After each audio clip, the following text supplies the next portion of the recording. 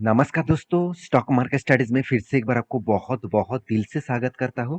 तो आज यहाँ पे मैं बात करूंगा एक ऐसे कंपनी के बारे में जो देखा जाए तो इंडिया में नंबर वन है और उस सेक्टर से भी नंबर वन है और उसके कैटेगरी से भी नंबर वन है।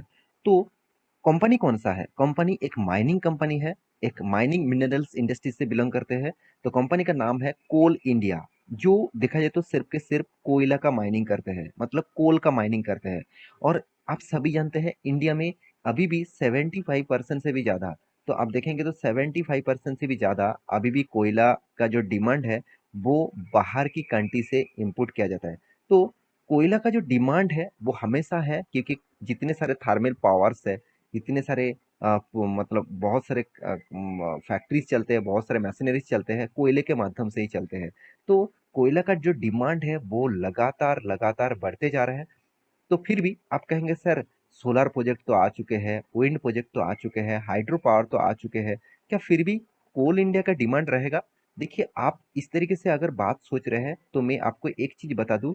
मैं विजय केडिया जी के एक इंटरव्यू देख रहा था, तब उन्होंने बताया था कि उन्होंने जब मतलब सिक्किम में गया था, तो वहाँ पे मतलब घूमने के लिए गया था, तो वहाँ पे जो होटल में था, तो उन्होंने वहाँ पे देखा था 20 साल, उनका 20 साल पहले, 20 साल पहले, उनके 20 साल, अभी जो इंटरव्यू दे रहे हैं उससे 20 साल पहले, मतलब मान के चलिए 2000 से भी पहले, तो उन्होंने देखा कि होटल्स में सोलार प्रोजेक्ट लगाया गया है। तो सोलार प्रोजेक्ट के माध्यम से मतलब घर में एनर्जी दिया जा रहा है, मतलब पावर सप्लाई किया जा रहा है।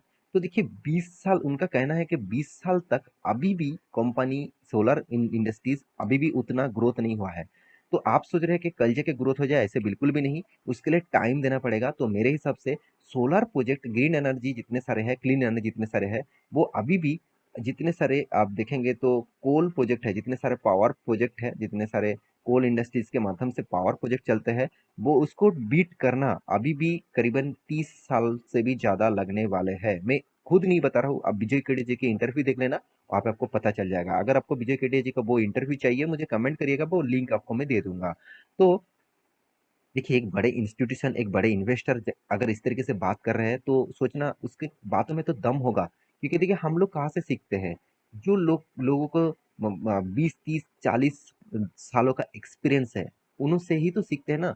अब हमेशा भी मतलब राकेश झुनझुनवाला जी के, वॉरेन बफेट जी के इंटरव्यू क्यों देखते हैं? क्योंकि उनके एक बात से ही, एक दो बात से ही आपको पता चल जाता है कि वो किस दिशा की बात कर रहे हैं, वो किसके फ्यूचर की बात कर रहे हैं, किस बेसिस से बात कर रहे हैं। तो मेरे हिसाब से कंपनीज के ऊपर आपको निवेश करना है, तो ऑब्वियसली आपको कंपनी के ऊपर रिसर्च करना चाहिए। तो आपका बहुत सारे लोगों ने कमेंट किया, सर कोल इंडिया तो बर्बाद हो जाएगा, बंद हो जाएगा। ऐसे बिल्कुल भी नहीं है, अभी फिलहाल के लिए तो नहीं है। अभी भी करीबन 30 40 50 साल तो लगेगा ही कंपनी को टोटली क्लोज होने में।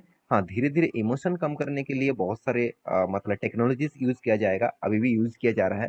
तो चलो, मैं उस कंपनी के डिस्कस आपको करूंगा, तो वीडियो को पूरा देखते जाइए। और अभी तक चैनल को सब्सक्राइब नहीं किया तो जरूर सब्सक्राइब कर लेना, क्योंकि आपको daily basis stock market information update इसी चैनल के माध्यम से लगातार मिलते जाएंगे। तो चलो देख लेते हैं आज के स्टॉक के बारे में। तो सबसे पहले कोल इंडिया, आप सभी जानते हैं कोल मतलब माइनिंग। तो कोल का जो माइनिंग किया जाता है, कोल का जो प्रोजेक्ट है वो टोटली गवर्नमेंट प्रोजेक्ट है। देखिए, टोटली गवर्नमेंट इंडस्ट्रीज है, गवर्नमेंट टोटली इसको हैंडल करते हैं। इसका ज्यादा से ज्यादा हिस्सेदारी गवर्नमेंट के पास है। कितना हिस्सेदारी है यहाँ पे आप देख सकते हैं, करीबन करीबन आप देखेंगे तो कंपनी के पास टोटली 66% होल्डिंग प्रोमोटर के पास है। इतना, इसका मतलब प्रेसिडेंट ऑफ इंडिया के पास है। देखिए, प्रेसिडेंट ऑफ इंडिया के पास ही रहता है, क्योंकि देखिए, चलो इसके ऊपर बात नहीं करूंगा। तो यहाँ पे प्रेसिडेंट ऑफ इंडिया के बारे में पास ही रहते हैं। तो कंपनी ने एक बहुत बड़ा अनाउंसमेंट किया। चलो, अनाउंसमेंट मतलब कंपनी के ऊपर कुछ अनाउंसमेंट नहीं है, कंपनी के ऊपर एक बहुत बड़ा टारगेट रखा गया है। वो टारगेट क्या सही है, वो टारगेट को क्या सही मानकर इन्वेस्टमेंट करना चाहिए, तो चलो उसके ऊपर डिस्कस कर लेता हूँ। तो सबसे पहले देखिए, कोल इंडिया का जो टारगेट है वो किसने दिया? तो आप देख सकते हैं, द इकोनॉमिक टाइम्स के ऊपर इस न्यूज को पब्लिश किया गया। तो ये मेरे टारगेट नहीं है कि चलो मैं कल जाकर आपको टारगेट दे रही हूँ, ऐसे बिल्कुल भी नहीं। किसने दिया, कहाँ पे दिया, मैं सब कुछ आपको दिखा रहा हूँ। तो द इकोनॉमिक टाइम्स के ऊपर इस न्यूज को आ चुके हैं। और आप देख सकते हैं, buy coal India, target price 294 rupees. देखिए, बहुत सारे लोगों ने मुझे कमेंट करता रहता है, सर इस स्टॉक का कितना प्राइस जाएगा, इसका टारगेट क्या है, कितने सालों तक जाएगा? तो देखिए, वो टारगेट तो आपको एज ए इन्वेस्टर आपको वो टारगेट कभी ना कभी मिल ही जाएगा, अगर कंपनी सही चूज किए किए होंगे आप। और अगर उसका मैनेजमेंट ठीक ठीक है, उसका फंडामेंटल ठीक है, तो वो आपको टारगेट जो आप चाह रहे हैं तो उससे कई गुना ज्यादा मिलेगा। अगर कंपनी ठीक-ठाक नहीं है, तो आपको उसके लिए रिसर्च करना पड़ेगा और आप स्विंग ट्रेडिंग करना चाहते हैं, शॉर्ट टर्म ट्रेडिंग करना चाहते हैं, तो इस तरीके से टारगेट को फॉलो कर सकते हैं। तो मैं ज़रूर कहूँगा इस तरीके से टारगेट को फॉलो करने से पहले आपको नॉलेज होना चाहिए टेक्निकली चार्ट पैटर्न के ऊपर। तो मैं वो भी आपको दिखाऊँगा। देखिए आईसीआईसी सिक्योरिटीज़ जो इंडिया की एक लीडिंग मतलब फंड मैनेजमेंट कंपनी है, एक म्यूचुअल फंड कंपनी है, तो वो इसको टारगेट दे रहा है कितना 294। तो सोचिए 294 का जो टारगेट दिया, मैं चलो आपको चार्ट पैटर्न में आपको दिखा रहा हूँ। देखिए 294 कहाँ पे है? 294 दिखा दूँ तो करीबन-करीबन चलो मैं एक बार आपको मार्किंग कर देता हूँ। चलो यही यहाँ पे होगा। तो देखिए यहाँ पे मार्किंग करके रखा हूँ, ये जो लेवल है 294 के आसपास में एक अप्रोक्सीमेटली आपको लेवल दिखा रहा हूँ। देखिए 294 के आसपास ये जो लेवल है, ये जो ट्रेंड है, तो अभी कहाँ पे चल रहा है? 200 देखा जाए तो 33 में चल रहा है। तो देखिए मैं पहले पिछले दिनों में भी एक कुछ दिनों पहले आपको मतलब वीडियो बना के दिया था।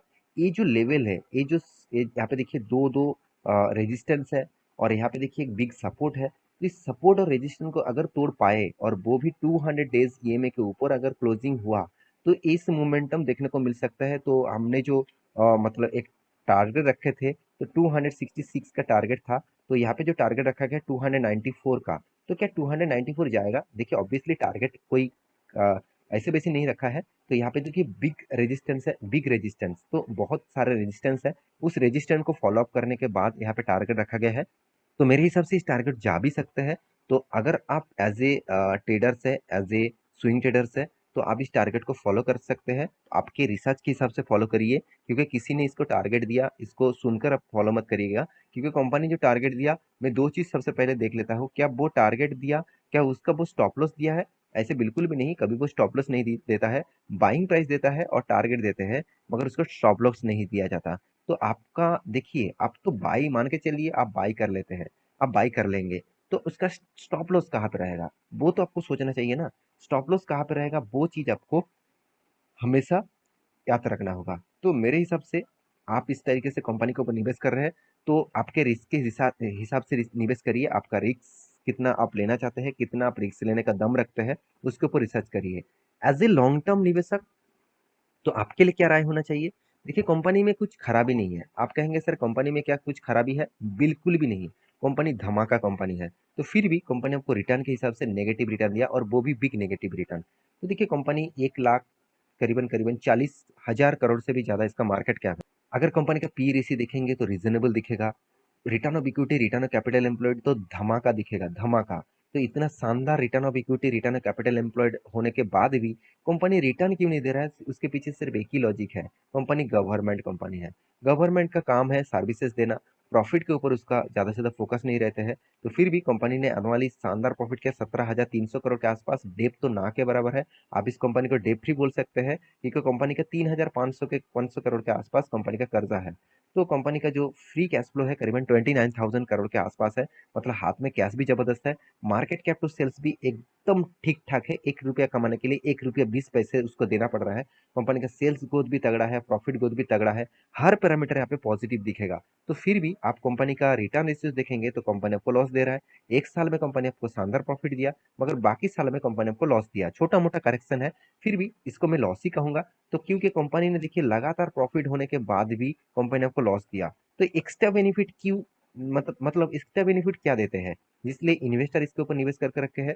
जैसे देखिए आप एफ के बारे में बात करूँ, तो 8.5% होल्डिंग एफ के पास था, अभी कितना 6.5% होल्डिंग है। पब्लिक के पास, सॉरी डीएस के पास कितना था, 19% था, अभी 22% होल्डिंग है। तो आप कहेंगे सर डीएस के पास इतना होल्डिंग है, तो मैं क्यों ना निवेश करूं? देखिए पब्लिक के पास 2% था, अभी पब्लिक के पास कितना 4%, 4.5%।